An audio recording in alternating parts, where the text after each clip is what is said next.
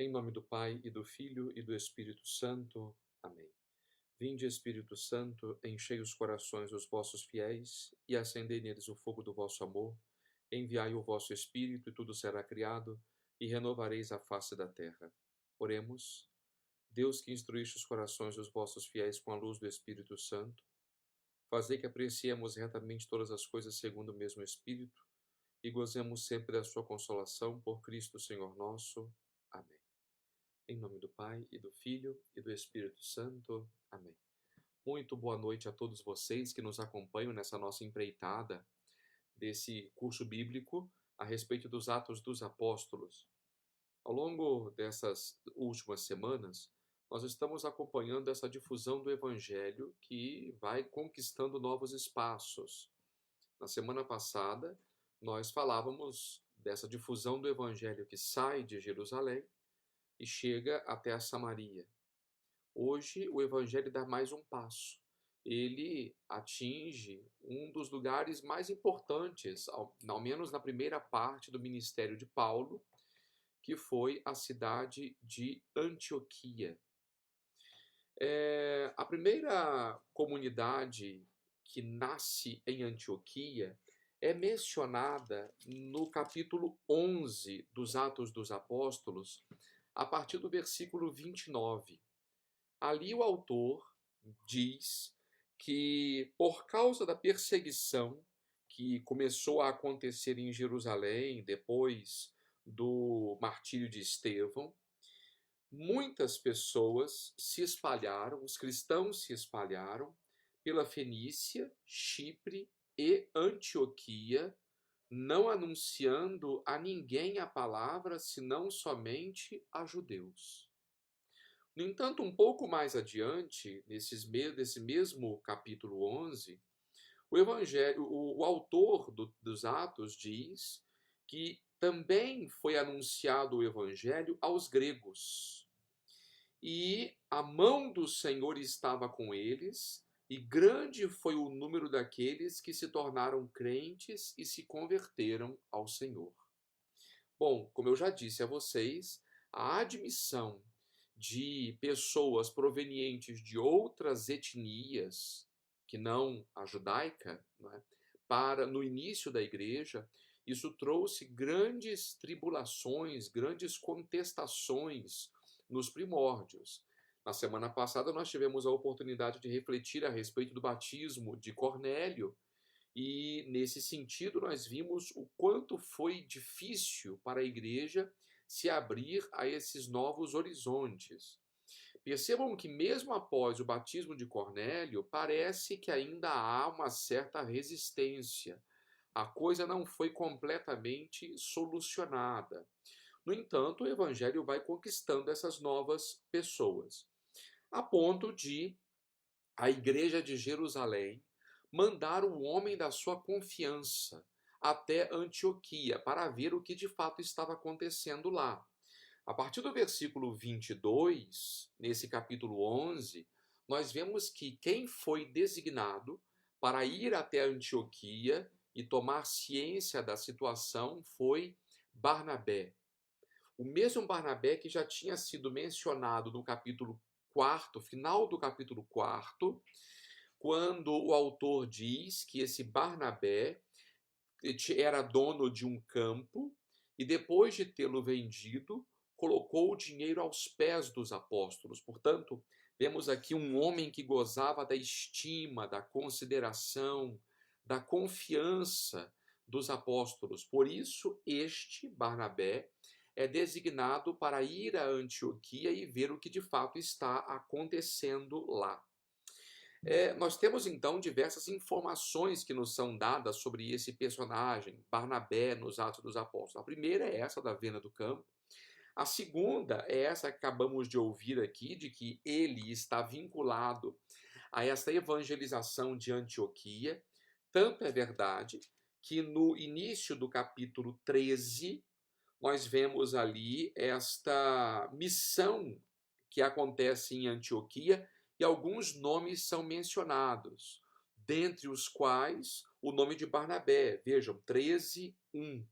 Havia em Antioquia na igreja local profetas e doutores: Barnabé, Simeão, cognominado Níger, Lúcio de Cirene e ainda Manaém, companheiros de infância do tetrarca Herodes e Saulo. Vejam então que nós temos algumas pessoas aqui que são esta liderança da igreja de Antioquia, e Barnabé figura como o primeiro desses homens que são mencionados, né?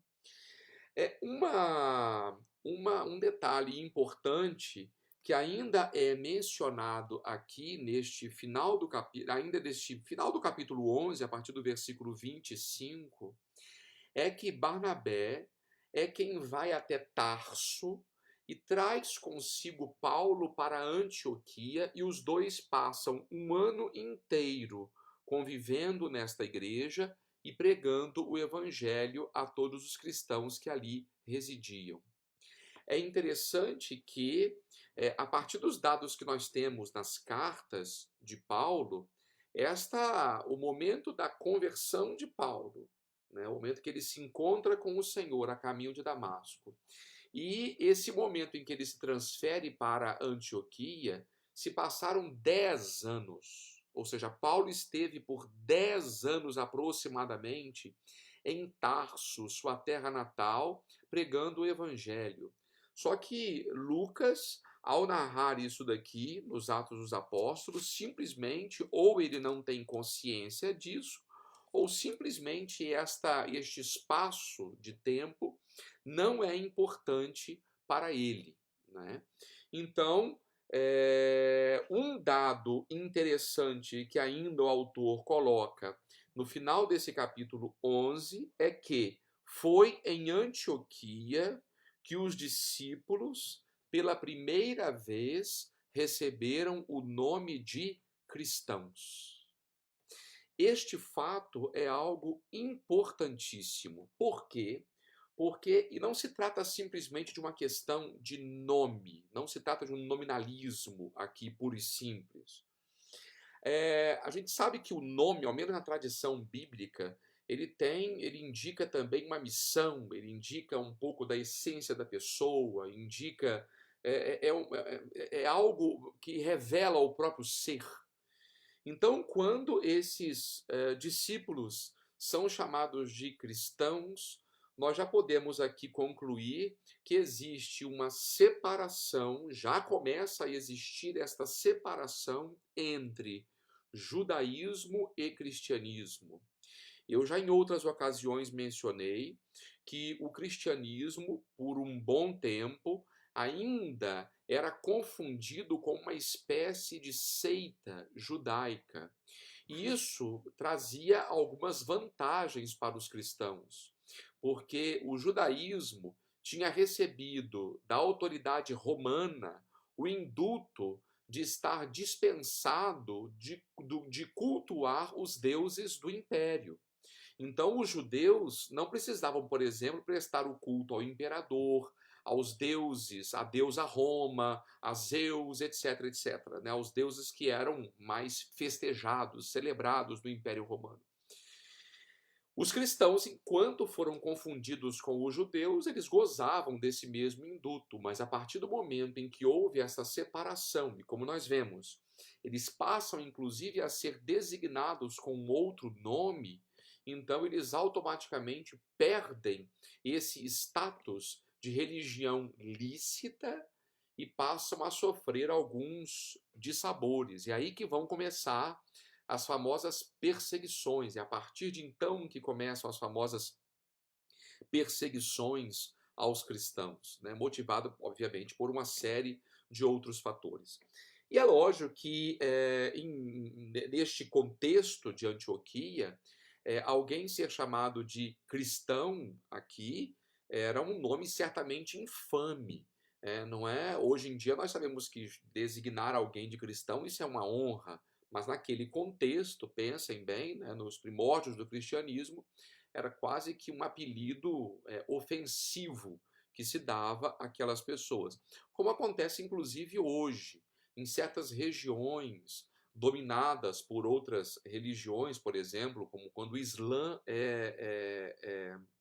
prevalece em certas religiões, os cristãos que sofrem perseguição ainda hoje, né, por parte de alguns radicais islâmicos, né, eles são chamados de nazarenos, né?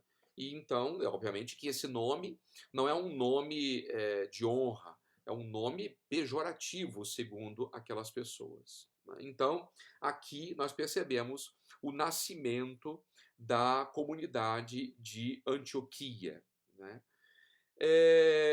Também, quando nós vemos aqui que Lucas apresenta este tema da perseguição aos cristãos, logo no capítulo 12, ele deixa isso claro para nós. Eu gostaria de convidar vocês a tomarem aí a sua Bíblia, abrirem nos Atos dos Apóstolos, capítulo 12, para juntos vermos esse texto, que é um texto que, inclusive, recentemente nós lemos na liturgia, né, por ocasião da festa de São Pedro e São Paulo. Esse texto foi lido e mostra este ambiente de perseguição que a igreja sofria aí nos seus inícios. Esta cena é dividida em diversos momentos, esse episódio é dividido em diversos momentos, em muitas partes, e vamos comentando aqui essas partes de maneira bastante calma, sossegada, né? Bem, começamos a leitura do capítulo 12. Nesta mesma ocasião, o rei Herodes começou a tomar medidas visando a maltratar alguns membros da igreja. Assim, mandou matar à espada Tiago, irmão de João. Então, estamos falando do Tiago maior, né? Tiago de Zebedeu, né? Estamos aqui nos anos 40, aproximadamente, tá?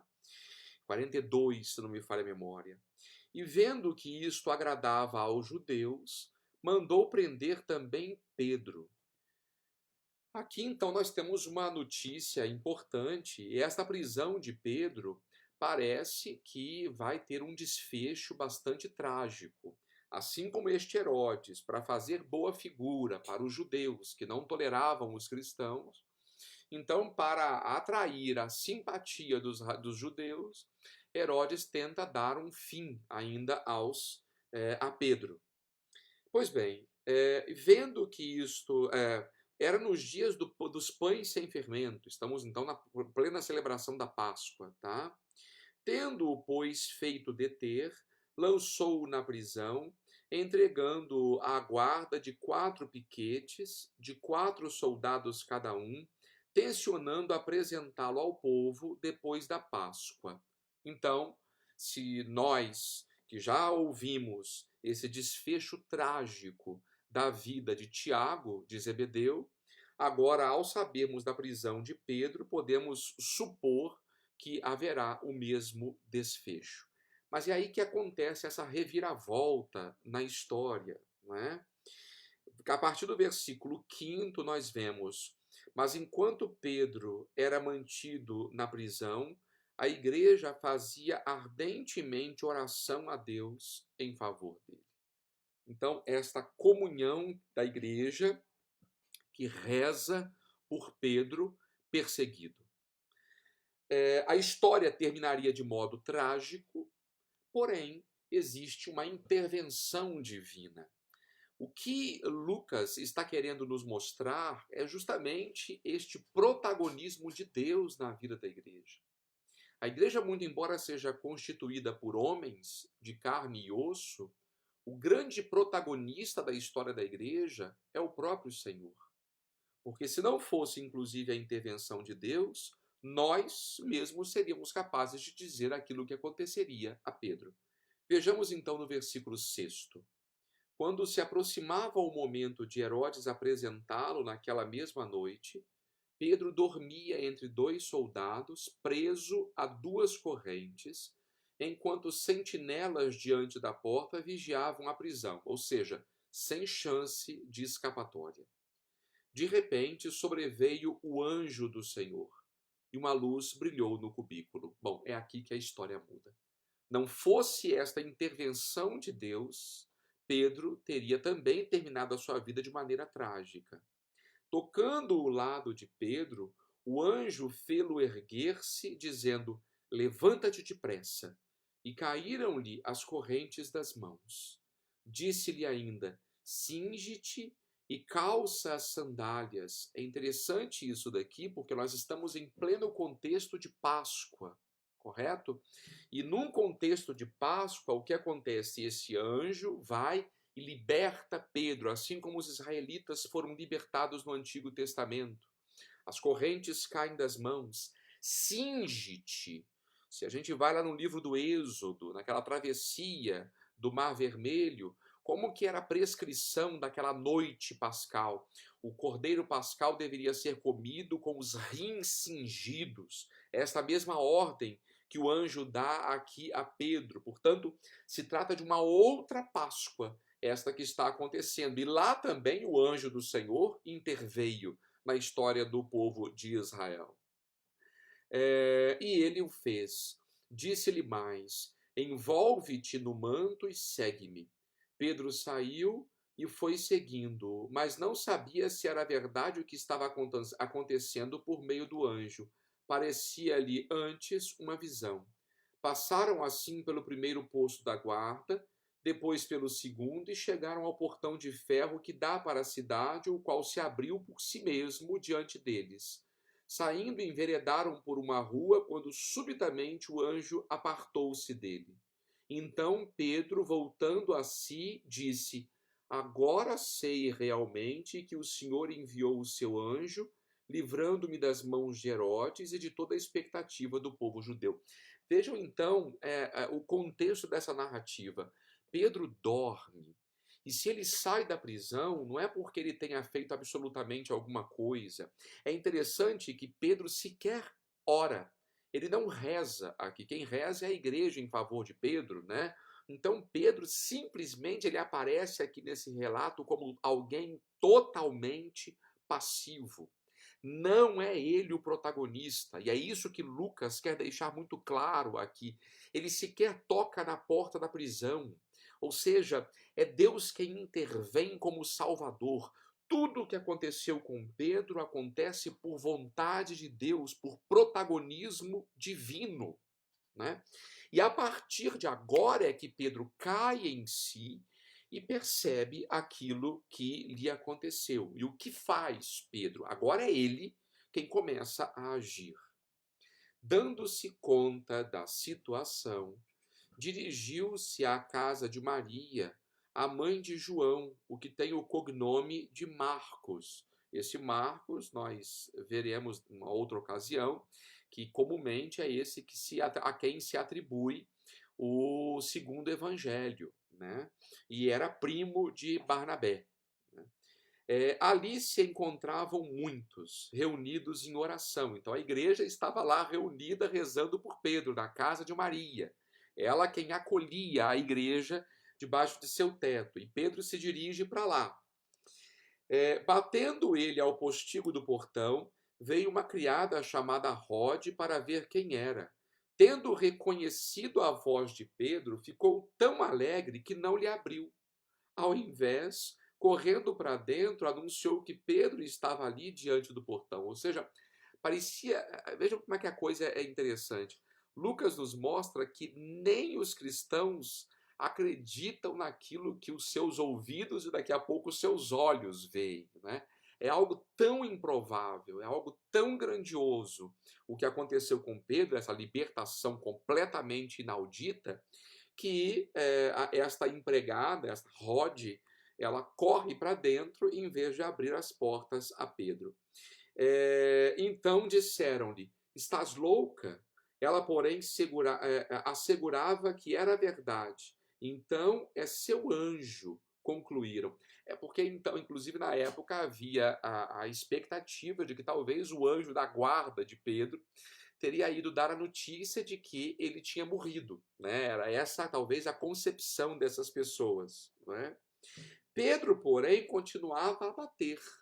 Afinal, abriram e, vendo-o, ficaram estupefatos.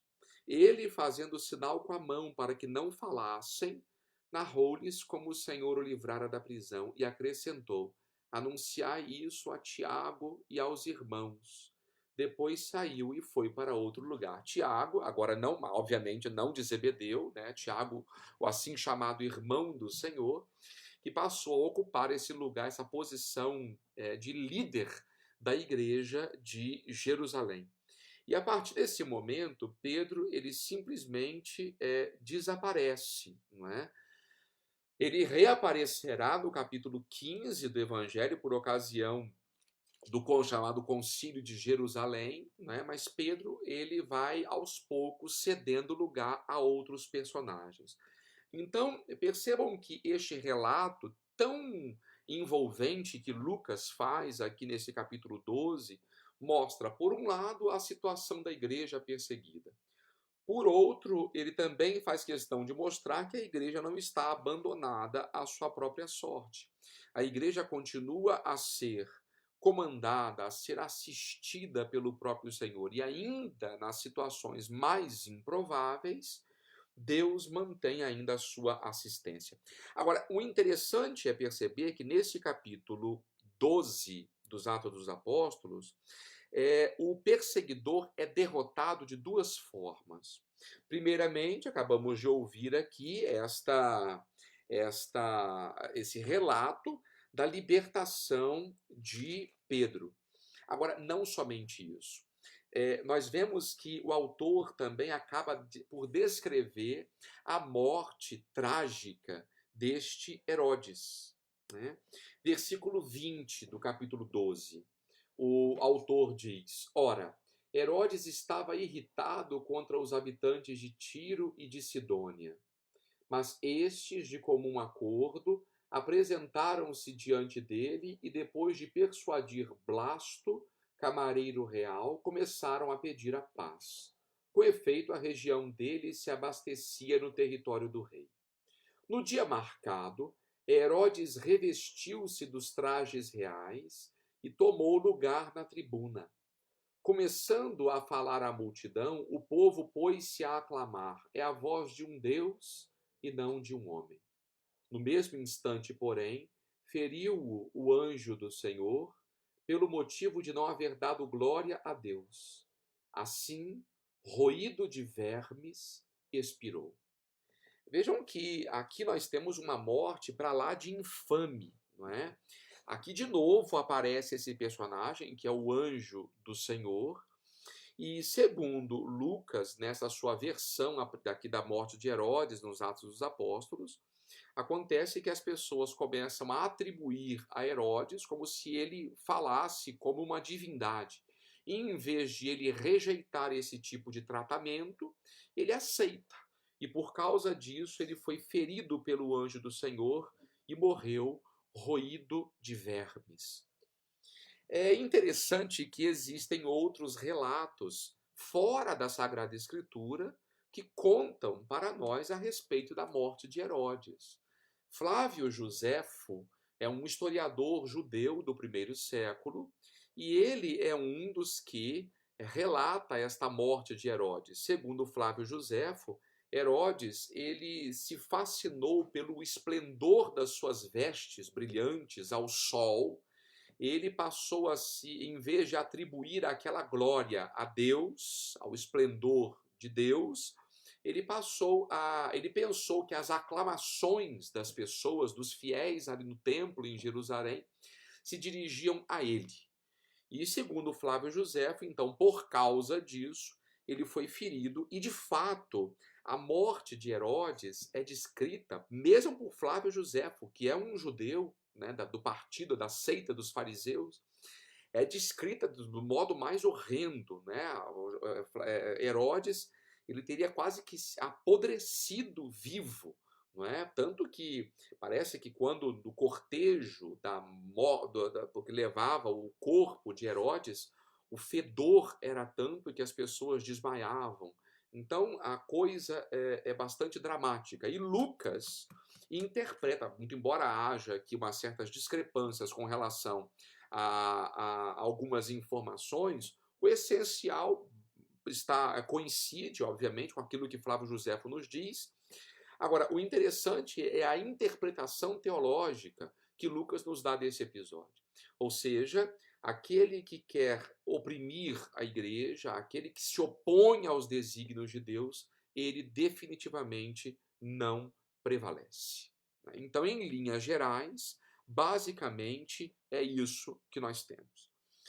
Depois, um outro episódio que eu gostaria de analisar com vocês, agora nós já estamos aqui no capítulo 13 dos Atos dos Apóstolos.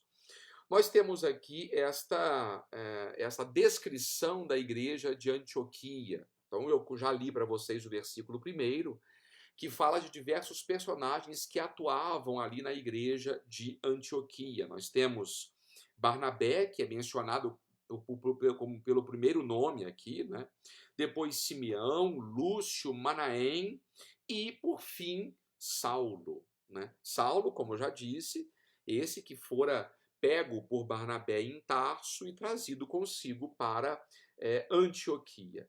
E lá diz o texto que durante um momento de oração, o Espírito Santo pede que separem Barnabé e Saulo para uma missão que eles vão fazer. Então, de fato, eles partem em missão e começam a fazer a sua primeira viagem missionária, fundando diversas igrejas. Não é? A chegada, nós temos, antes de tudo, aqui no versículo, a partir do versículo 16, o autor dos Atos dos Apóstolos nos fala de um importante discurso que Paulo teria feito diante dos judeus.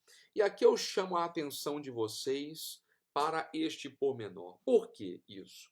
Porque, muito embora Barnabé seja mencionado pelo primeiro, ou seja, o primeiro nome a ser mencionado aqui pelo autor dos Atos dos Apóstolos, a partir desse momento, a partir do versículo 16, Paulo simplesmente passa a assumir o protagonismo nos Atos dos Apóstolos. Barnabé aos poucos vai desaparecendo, não é? Aqui nós temos o primeiro grande discurso missionário que Paulo faz, e a partir de então ele começa a ganhar cada vez mais espaço nos Atos dos Apóstolos, e eu gostaria de analisar com vocês aqui alguns tópicos desse discurso feito por Paulo. Antes de tudo, nós, se vocês tiveram aí, eu pedi que vocês lessem aquele discurso de Estevão, lá no capítulo 6 dos Atos, não é? E ali Estevão faz uma série de alusões às Escrituras, a fatos da história de Israel. Simplesmente esses fatos não são mencionados aqui. É interessante que Paulo está se dirigindo a judeus, mas ele não faz referência àqueles mesmos acontecimentos que Estevão tinha mencionado. Não podemos nos esquecer de que estas palavras elas são colocadas na boca de Paulo por Lucas.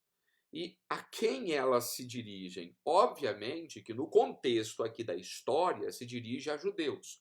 Mas é lógico que Lucas, quando escreve a sua obra, ele escreve para cristãos. Então, é para nós que estas palavras se dirigem. Então, vejamos aqui o que Paulo teria dito a esses israelitas, né, a esses judeus. Ele começa de maneira bastante solene, versículo 16, né? Homens de Israel, e vós que temeis a Deus, escutai. O Deus deste povo, o Deus de Israel, escolheu nossos pais e o exaltou, e exaltou o povo em seu exílio na terra do Egito. Depois, erguendo o seu braço, fê-los sair de lá. Vejam, diversos acontecimentos aqui sendo recordados por Paulo, até que finalmente eles chegam à terra, fala do período dos juízes, do profeta Samuel, por fim ele chega em Davi. E daqui, a partir de Davi, no versículo 22, ele dá este pulo para falar de Jesus, que é um descendente davídico. Removido este, suscitou-lhes Davi como rei, e dele deu este testemunho: Encontrei Davi, filho de Jessé, homem segundo o meu coração, que em tudo fará a minha vontade. Da sua descendência, conforme a promessa, Deus fez surgir a Israel um Salvador, que é Jesus. Então, aqui nós vemos então este anúncio que ele faz, partindo da história de Israel. Então vejam que Paulo, portanto, vincula Jesus a esta grande história do povo hebreu, né?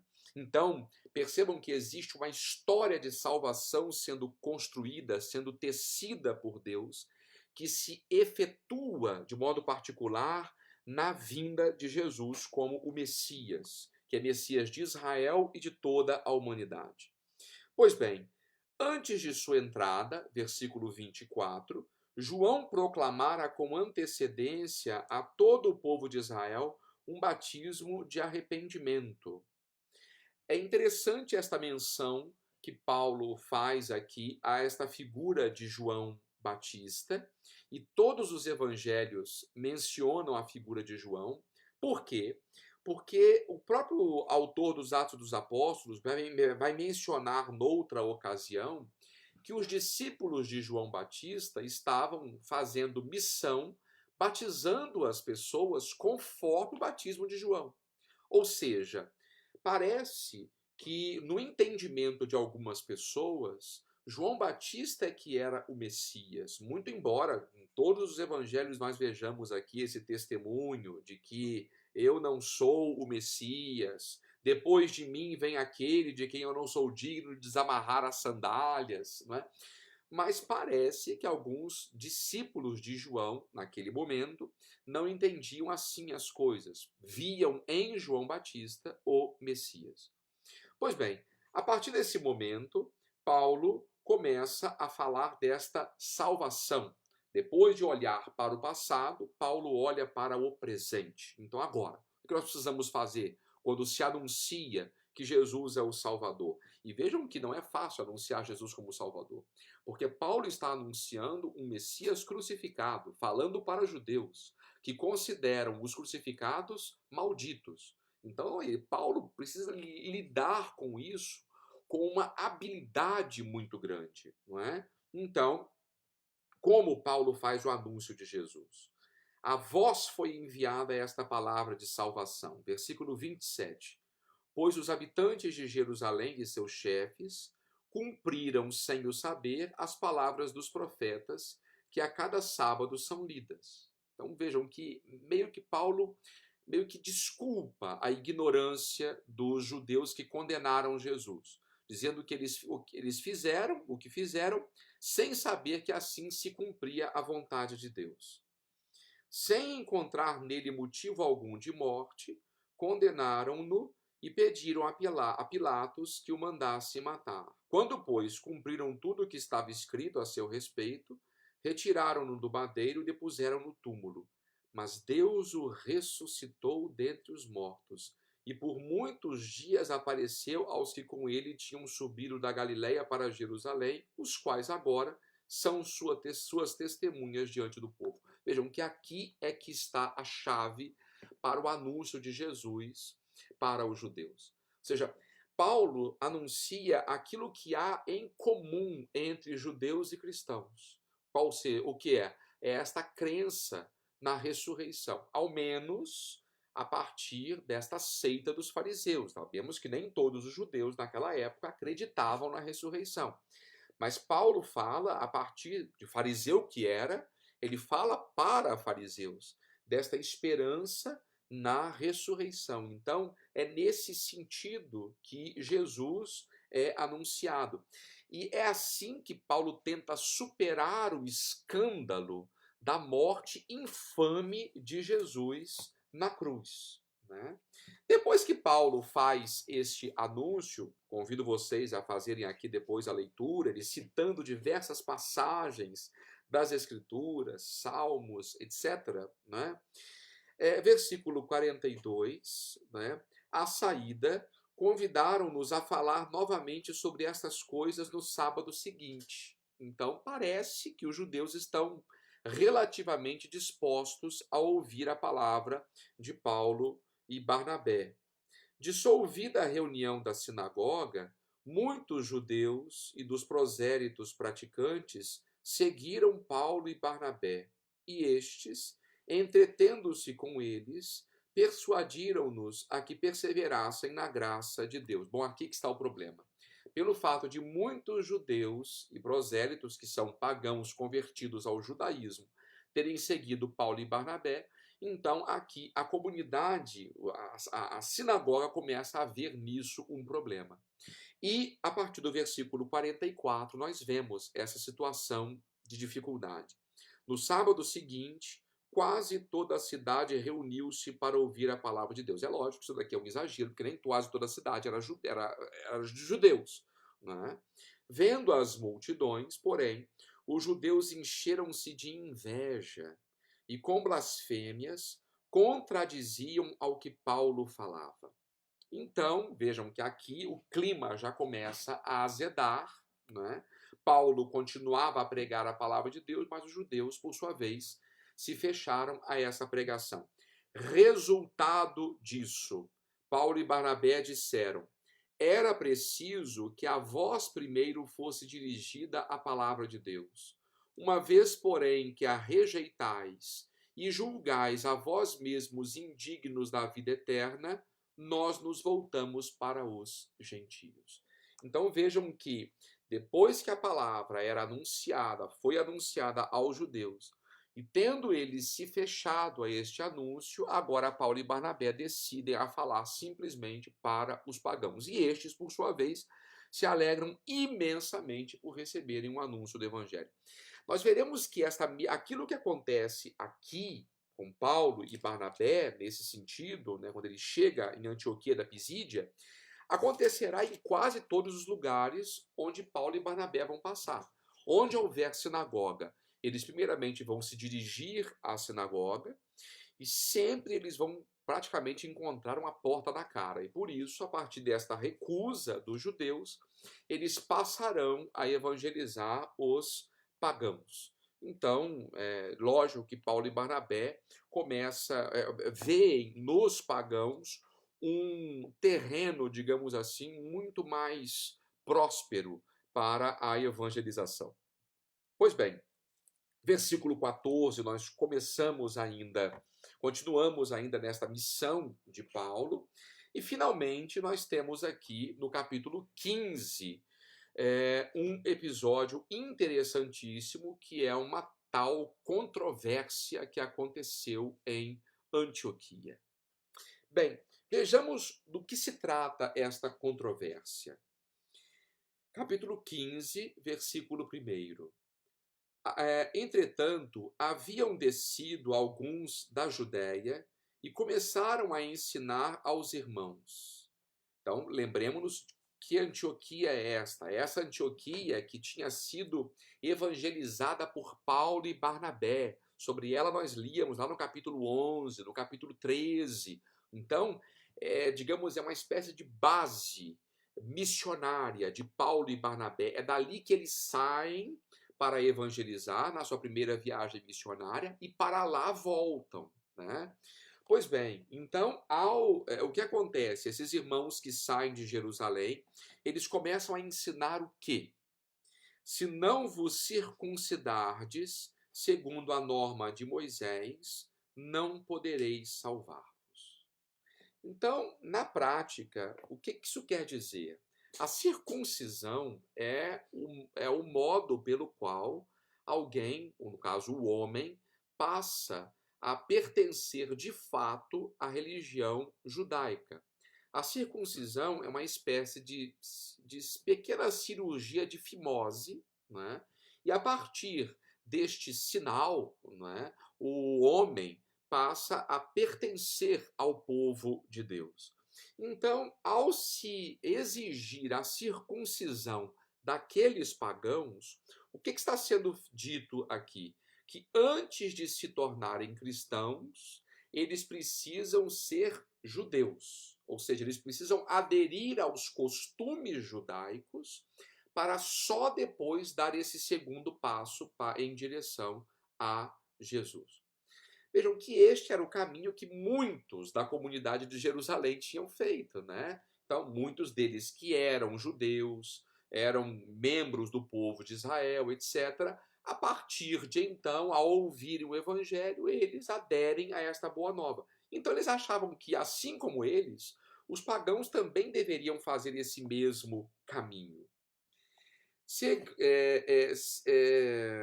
Seguindo-se daí uma agitação e tornando-se veemente a discussão de Paulo e Barnabé com eles, decidiu-se que Paulo e Barnabé e alguns outros dos seus subiriam a Jerusalém aos apóstolos e anciãos para tratar do litígio. Despedidos afavelmente pela igreja, atravessaram a Fenícia e a Samaria, narrando a conversão dos gentios e causando grande alegria a todos os irmãos. Chegados em Jerusalém, foram acolhidos pela igreja, pelos apóstolos e anciãos, e relataram tudo o que Deus fizera junto com eles. Então, agora, a partir desse momento, nós vamos ouvir esse relato do assim chamado Concílio de Jerusalém, né? Nós temos, obviamente, algumas dificuldades que ainda não são plenamente resolvidas com relação a esse texto, né? Aqui se falam de alguns judaizantes, né? Muito embora não se saiba ao certo quem são eles. Depois nós veremos que na carta aos Gálatas, logo no início da carta aos Gálatas, Paulo faz uma alusão a este acontecimento, né? Mas ele relata as coisas ali de maneira de maneira ligeiramente diversa. Depois nós veremos esse texto, tá? Então, não está muito bem definida aqui esta identidade dos judaizantes, tá?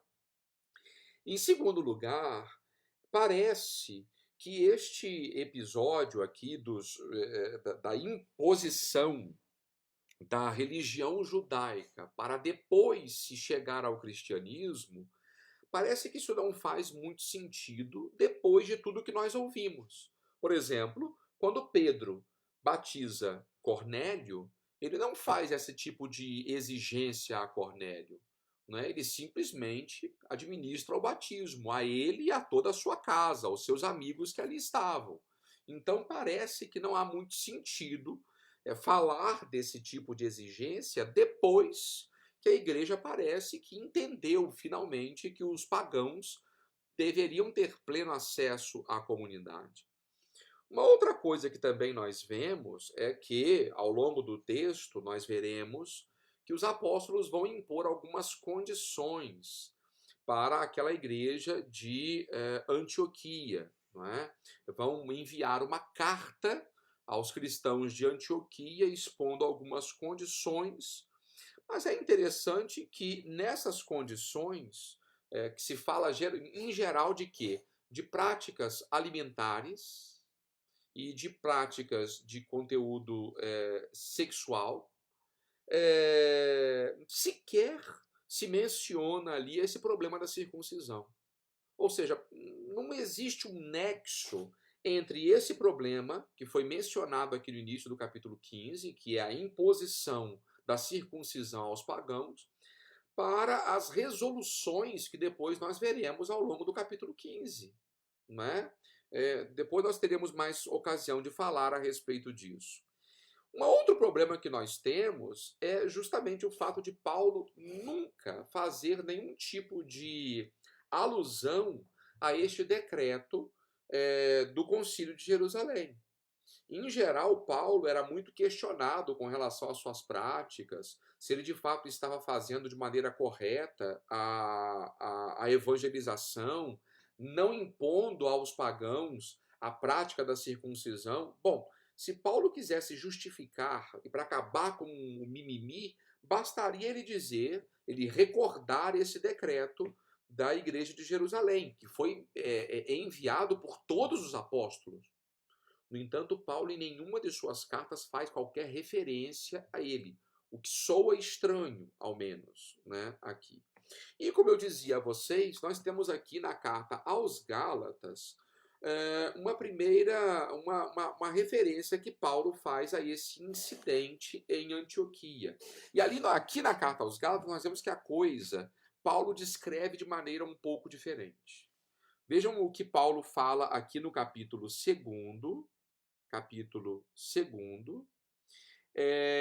versículo 11. Quando Cefas veio a Antioquia, então falamos aqui de Pedro, tá? Eu o enfrentei abertamente porque ele se tornara digno de censura. Com efeito, antes de chegarem alguns vindos da parte de Tiago, Tiago, como vocês se lembram, era o irmão do Senhor, bispo de Jerusalém, tá? Então, quando chegaram alguns vindos da parte de Tiago, ele comia com os gentios. Mas quando chegaram, ele se subtraía e andava retraído com medo dos circuncisos. A questão está aqui com relação a até que ponto nós podemos nos vincular aos pagãos. Então, um judeu não poderia se associar aos pagãos, de maneira alguma. De modo particular, porque os pagãos, eles não observam as mesmas regras de pureza alimentar que os judeus. Então, por causa disso, vejam, o que Pedro está fazendo? Antes dos cristãos de Jerusalém chegarem, desses judaizantes, Pedro não tinha problema nenhum, sentava, comia com os pagãos, sem nenhum problema.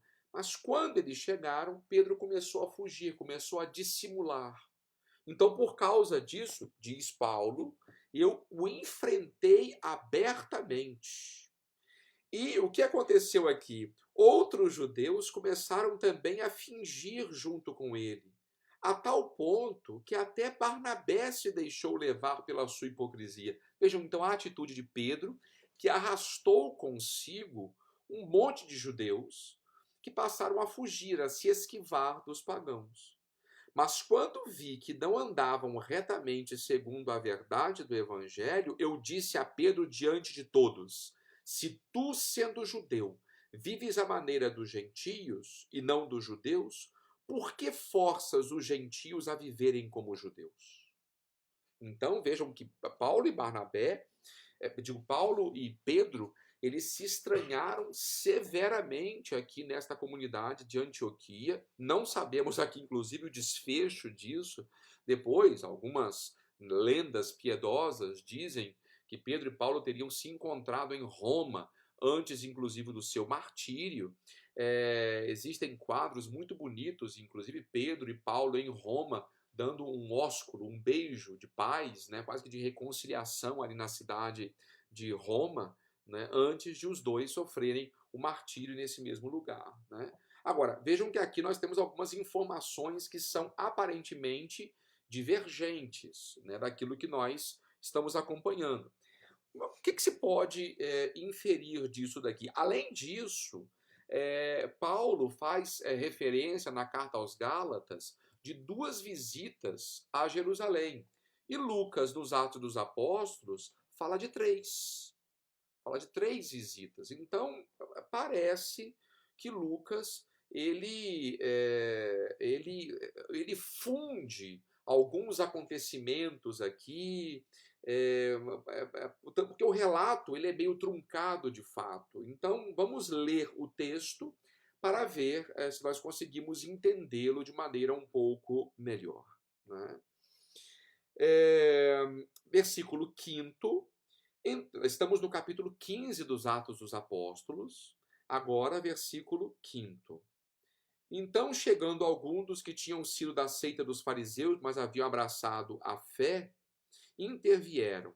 Diziam que era preciso circuncidar os gentios e prescrever-lhes que observassem a lei de Moisés. Reuniram-se então os apóstolos e os anciãos para examinarem o problema.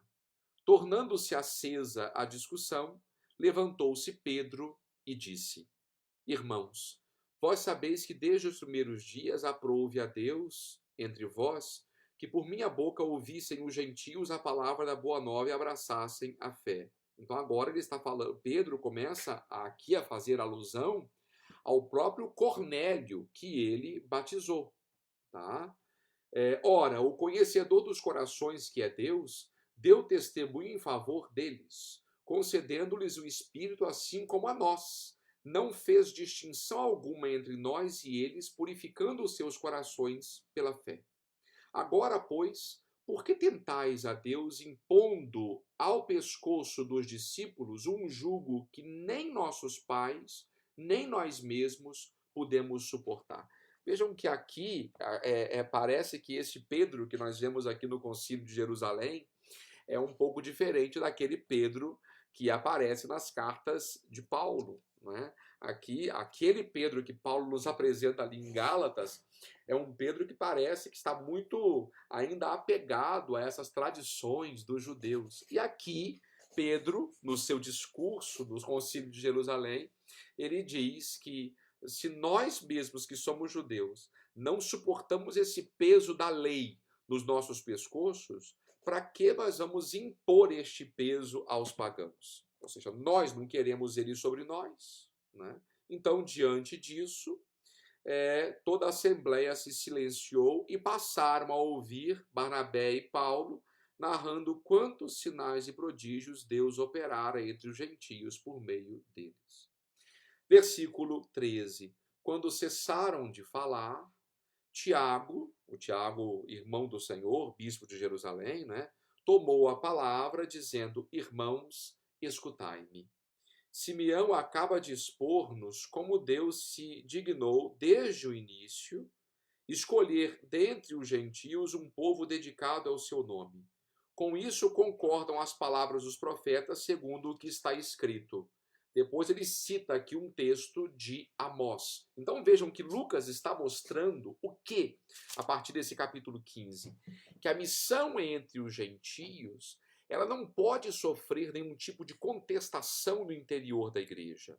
Em primeiro lugar, não existe sentido querer impor esta judaização dos pagãos. Primeiro porque a lei ela não é sequer observada pelos judeus. E, em segundo lugar, ao citar essa passagem da Escritura, aqui de Amós, Tiago está mostrando que é do querer de Deus, é da vontade de Deus que o evangelho seja levado aos pagãos. Então, versículo 19. Eis porque, pessoalmente, julgo que não se devam molestar aqueles que, dentre os gentios, se convertem a Deus, mas que se lhes escreva que se abstenham do que está contaminado pelos ídolos, das uniões ilegítimas, das carnes sufocadas e do sangue. É interessante que aqui Tiago faz referência a 4 preceitos que lá no livro do Levítico são atribuídos não apenas aos judeus, mas também aos estrangeiros que moram dentro do território de Israel. Ou seja, nós podemos conviver de maneira pacífica, nós podemos inclusive nos sentar à mesma mesa, desde que se observem essas leis que valem tanto para nós quanto para eles, segundo essas prescrições do livro do Levítico. E quais prescrições são essas? Primeiro, as carnes imoladas aos ídolos. Né? Segundo os costumes daquela época, antigamente não havia açougue, né, minha gente? Então, onde as pessoas conseguiam carne? Elas iam comprar nos templos. Lá os animais eram sacrificados, parte dessa carne era queimada às divindades e parte dessa carne era vendida. Só que os cristãos começaram a se perguntar: mas podemos comer dessas carnes que antes tinham sido sacrificadas aos ídolos? E aqui, segundo esse decreto apostólico, não, os cristãos devem se abster disso. É interessante que São Paulo, na primeira carta aos Coríntios, no capítulo 8, quando ele falar desta mesma situação, ele não vai mencionar o Concílio de Jerusalém. Né? Ali São Paulo vai dizer: olha, em tese nós até poderíamos, porque os ídolos não existem, mas se a minha atitude gera escândalo nos pequeninos, eu abro mão desse direito em nome da caridade. Então eu não posso levar ninguém a tropeçar, alguém mais fraco na fé, ninguém pode tropeçar por causa das minhas atitudes. Então eu abro mão dos meus direitos para que a fé dos pequeninos seja salvaguardada. Então, Paulo, como nós vemos, não faz sequer uma alusão, por mais mínima que fosse, né, ao Concílio de Jerusalém. Depois, a segunda prescrição diz respeito às uniões ilegítimas. Também ali no livro do Levítico se menciona diversas uniões que não poderiam acontecer. Por exemplo, o sogro não pode se casar com a nora, o pai não pode se deitar com a filha, você não pode se desposar a sua irmã por parte de pai ou irmão por parte de pai, meio-irmãos no caso. Você não pode deitar com a sua tia, coisas desse tipo, parentes muito próximos, nessa linha direta de consanguinidade. Isso daqui está proibido porque, segundo a legislação do Levítico, era algo abominável aos olhos de Deus, né? Então, esse tipo de uniões deveriam também estar fora, né? Mesmo dentre os cristãos. É interessante que Paulo vai enfrentar um caso disso, de um homem que na comunidade de Corinto convive maritalmente com a sua madrasta, né? E sob o olhar complacente da comunidade, inclusive. Ali Paulo pega bastante firme na primeira carta aos Coríntios a respeito desse incestuoso, né? Pois bem, e as outras duas prescrições dizem respeito ao sangue. A gente sabe que para o judeu a vida está no sangue, e uma vez que a vida pertence apenas a Deus, só Deus é Senhor da vida. Então nós não podemos nos alimentar de sangue. Então não podemos comer sangue e não podemos comer a carne de animais sufocados. Ou seja, não podemos comer quando imolamos um animal, nós devemos fazer com que a carne ou o sangue escorra totalmente da carne do animal, e só depois ele poderá ser feito. Inclusive hoje, quando o judeu ele compra um pedaço de carne num açougue, por exemplo, ele não pode simplesmente pegar a carne e já colocar na panela. Ele ainda hoje precisa trabalhar essa carne, ele vai deixar essa carne no sal para drenar o sangue, uma série de procedimentos que ainda hoje os judeus praticantes, evidentemente, costumam fazer, né? Pois bem, o resultado desse Concílio de Jerusalém foi uma carta que foi escrita em nome dos apóstolos e enviada à igreja de Antioquia por meio de Saulo e Barnabé. E essa carta deveria, inclusive, ser propagada em outras regiões. O que fica claro para nós é justamente esta legitimidade da missão entre os pagãos. É isso que Lucas quer mostrar para nós aqui nestes capítulos, né? A missão entre os pagãos, primeiro, é vontade de Deus. Acontece não é porque Paulo tomou essa iniciativa ou porque Paulo seja o protagonista. Não, acontece porque é Deus quem quer que os pagãos sejam incluídos na comunidade cristã, né? E nós veremos que a própria missão de Paulo começará a ser cada vez mais fecunda, e a fecundidade, é lógico, não pode jamais ser atribuída a Paulo enquanto o homem, né, Paulo, mas a graça de Deus que atua nesse atleta, digamos assim, da palavra de Deus. Então, convido vocês a lerem esses capítulos, né, até o capítulo 16, e a partir da próxima semana nós daremos mais alguns passos desse nosso estudo. Já estamos caminhando para o final desse nosso estudo dos Atos dos Apóstolos. Então, faço votos que vocês aproveitem. Esses capítulos que nós lemos são capítulos muito ricos que valeriam a pena vocês gastarem tempo fazendo um estudo pessoal. Eu acho que vocês vão perceber a beleza dos detalhes e quantas informações importantes Lucas nos dá aqui ao longo desses capítulos. Então, faço votos que vocês se familiarizem cada vez mais com esta palavra que acabamos de estudar. Deus abençoe a todos vocês e até a próxima semana, se Deus quiser.